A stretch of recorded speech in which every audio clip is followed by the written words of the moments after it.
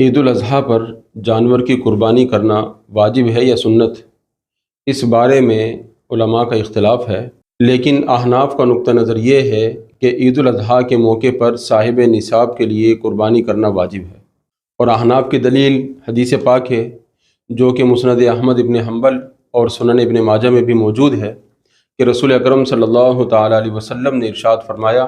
من وجد ساعتاً ولم یضحی فلا یقربن مصلانا، کہ جو شخص گنجائش رکھے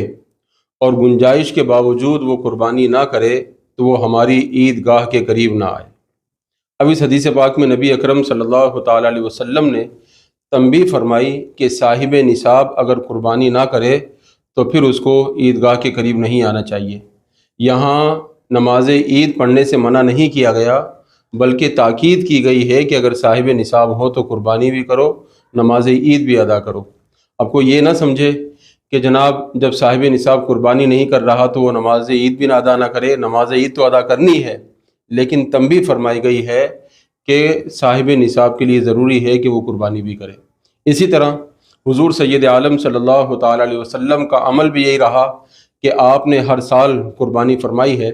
جیسا کہ سنن ترمذی کی حدیث پاک ہے۔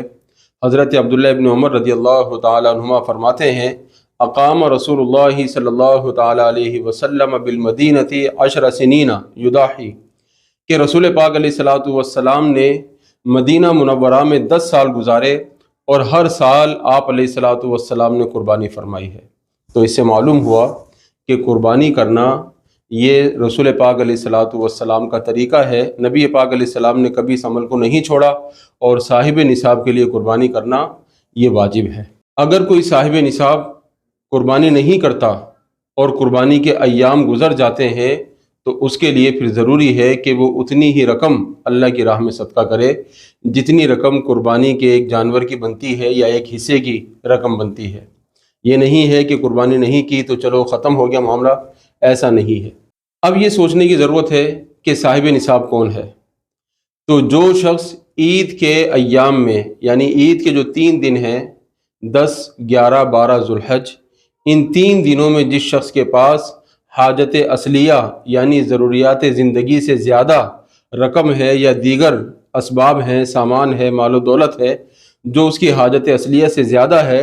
اور وہ نصاب کو پہنچ جاتا ہے، یعنی اس کی مالیت تقریباً 52.5 تولے چاندی کے برابر پہنچ جاتی ہے، تو ایسے شخص پر قربانی واجب ہو جاتی ہے۔ اس کے لیے ضروری نہیں ہے کہ وہ رقم اس کے پاس پورا سال رہے، یہ ضروری نہیں ہے، بلکہ عید کے 3 دنوں میں جس کے پاس اتنی رقم آ جائے تو وہ صاحب نصاب ہے اور اس پر قربانی کرنا واجب ہو جاتا ہے۔ یہاں تک تو مسئلہ بیان ہوا اس شخص کا کہ جس پر قربانی واجب ہے۔ کچھ لوگ جن پر قربانی واجب نہیں ہوتی، اگر ان کی گنجائش بنتی ہے وہ قربانی کرنا چاہیں تو ان کو اجر و ثواب ملے گا، سنت پر عمل کرنے کا ثواب ان کے لیے ہے۔ لیکن کچھ احباب قرض لے کر قربانی کرتے ہیں، حالانکہ ان پر قربانی لازم نہیں ہوتی، واجب نہیں ہوتی، لیکن ان کا ایک شوق ہوتا ہے، وہ قرض لے کر قربانی کرنا چاہتے ہیں، تو ایسے لوگوں کو اجازت نہیں ہے کہ وہ قرض لے کر قربانی کریں، کیونکہ قرض کو شریعت نے پسند نہیں کیا۔ اگر گنجائش نہیں بنتی تو پھر اس چیز کی اجازت نہیں کہ قرض لیا جائے، بلکہ اللہ رب العالمین کی رضا پر راضی رہا جائے، قرض لے کر قربانی نہ کی جائے۔ البتہ اگر کوئی شخص قرض لے کے قربانی کرے گا تو اس کی قربانی ہو جائے گی، قربانی کو اس کو ثواب ملے گا، لیکن اس نے یہ اچھا عمل نہیں کیا۔ تو لہٰذا جو صاحب نصاب ہیں انہیں چاہیے کہ وہ قربانی ضرور کریں تاکہ یہ جو وجوب ہے ان کے ذمہ یہ ادا ہو جائے، اور جن کے پاس بقدر نصاب نہیں ہے، وسعت رکھتے ہیں، تو ان کو بھی چاہیے کہ اگر ہو سکے تو قربانی کریں تاکہ سنت کا ثواب انہیں ملے، اور جو لوگ صاحب نصاب بھی نہیں ہے، وسعت اور گنجائش بھی نہیں رکھتے، ان کو اگر قرض لینا پڑے قربانی کے لیے تو ان کو اس عمل سے بچنا چاہیے کہ شریعت نے کسی کو